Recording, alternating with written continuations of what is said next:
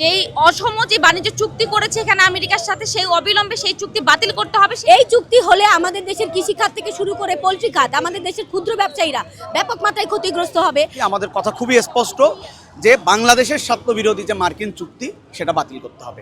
Interim government যখন ছিল সেই ইন্টারিম গভর্নমেন্ট থাকাকালীন এখানে কিছু বাণিজ্য চুক্তি হয়, যেই বাণিজ্য চুক্তির কারণে আমাদের দেশেও স্বার্থ ক্ষুণ্ণ হবে। তাই আজকে আমাদের এই বাণিজ্য চুক্তি বাতিলের দাবিতে আমরা প্রেস ক্লাব থেকে পায়ে হেঁটে আমরা আজকে এই সংসদ অভিমুখে এসেছি এবং মাননীয় স্পিকারের কাছে এই দেশবিরোধী যেই চুক্তি আছে সেই চুক্তি বাতিলের দাবিতে স্মারকলিপি জমা দিয়েছে। আমাদের নেতৃবৃন্দ ভেতরে আছেন এবং তারা আসবেন, আসলে আমরা সর্বশেষ যে পরিস্থিতি সেই পরিস্থিতি জানতে পারবো। এবং আপনাদেরকে আবারও বলছি যে আমাদের দেশে যেই অসম যে বাণিজ্য চুক্তি করেছে এখানে আমেরিকার সাথে সেই অবিলম্বে সেই চুক্তি বাতিল করতে হবে। সেই চুক্তি বাতিলের দাবিতেই আজকে আমাদের এই কর্মসূচি। দেখুন, দাবিটা খুবই পরিষ্কার। আমরা দীর্ঘদিন ধরে বলছি যে মার্কিন সাম্রাজ্যবাদী শক্তি দেশে দেশে যেভাবে আগ্রাসন পরিচালনা করছে একের পর এক, ফলে তারই ধারাবাহিকতায় সে আমাদের দেশে যে চুক্তি করতে চাচ্ছে এই চুক্তিটা তড়িঘড়ি করে যেমন অন্তর্বর্তীকালীন সরকার নির্বাচনের মাত্র 72 ঘন্টা আগে করলো, এটার মধ্য দিয়ে বোঝা যায় জনগণকে কোনো ন্যূনতম জানিয়ে এডুকেট করে যে একটা চুক্তি দিতে হয় সেটার কোনো আয়োজনই কিন্তু তারা সম্পন্ন করে নাই। আমরা দেখলাম, আমরা যেই চুক্তিটা জানতে পেরেছি সেটাও কিন্তু একটা মার্কিন একটা ওয়েবসাইট থেকে আমরা জানতে পেরেছি যে এই চুক্তিটা হয়েছে। এই চুক্তি হলে আমাদের দেশের কৃষি খাত থেকে শুরু করে পোল্ট্রি খাত, আমাদের দেশের ক্ষুদ্র ব্যবসায়ীরা ব্যাপক মাত্রায় ক্ষতিগ্রস্ত হবে। এবং আপনারা জানেন আমাদের দেশে নিত্য প্রয়োজনীয় যে ঔষধ সামগ্রী সেগুলো আমাদের ওই দেশ থেকে আমদানি করতে হবে বেশি দামে।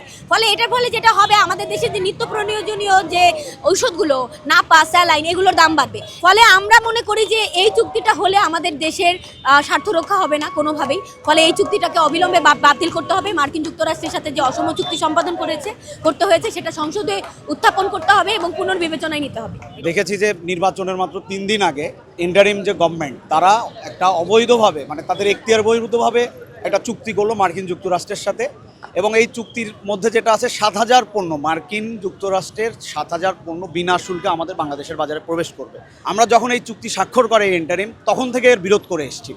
নির্বাচন হওয়ার পর একটা নির্বাচিত সরকার এখন ক্ষমতায়, সেই পার্লামেন্ট চলছে। আমরা ভেবেছিলাম যে বিএনপি সরকার হয়তোবা এই চুক্তি তারা বাতিল করবে, কিন্তু আমরা দেখলাম অধিবেশন চলছে, সংসদ অধিবেশন চলছে, সেই সংসদ অধিবেশনে এই চুক্তি নিয়ে কোনো কথা বলা হচ্ছে না। অথচ আমাদের সংবিধানে স্পষ্টভাবে বলা আছে যে দেশের স্বাস্থ্য সংশ্লিষ্ট যদি কোনো চুক্তি করতে হয় তাহলে সেটা জাতীয় সংসদে আলোচিত হতে হবে।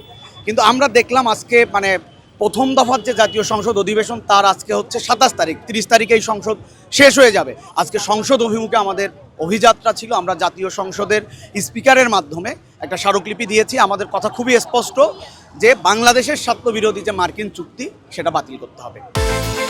বিকাশ পেমেন্টে 10,000 টাকার বেশি অফার, শপিং চলছে তো। আমাদের দেশের যে শিল্প খাত, যে কৃষি খাত, এই খাতগুলো কিন্তু ভয়ঙ্কর হুমকির মুখে পড়বে। ওষুধ শিল্প, আমরা যে দামে এখন ওষুধ কিনছি সেই ওষুধের দাম বেড়ে যাবে। আমাদের দেশের যে 83% রপ্তানি আয় হয় এটা হচ্ছে আরএমজি থেকে, রেডিমেড গার্মেন্ট থেকে হয়, তৈরি পোশাক শিল্প থেকে হয়। আমাদের দেশ চীন, তারপরে ভারত এবং পশ্চিম আফ্রিকা থেকে তুলা আমদানি করে তারপরে আমরা তৈরি পোশাক শিল্প চালাই। কিন্তু আমাদের দেশে এই যে গার্মেন্টস মালিকরা তাদেরকে এখন বাধ্যতামূলকভাবে যদি এই চুক্তি বাস্তবায়ন হয় তাহলে কিন্তু 10 থেকে 30 সেন্ট বেশি দাম দিয়ে তুলা আমদানি করতে হবে খোদ আমেরিকার কাছ থেকে। এবং সেই পোশাকটা রপ্তানি করতে পারবে কোথায়, সেটা আবার আমেরিকার কাছেই রপ্তানি করতে হবে।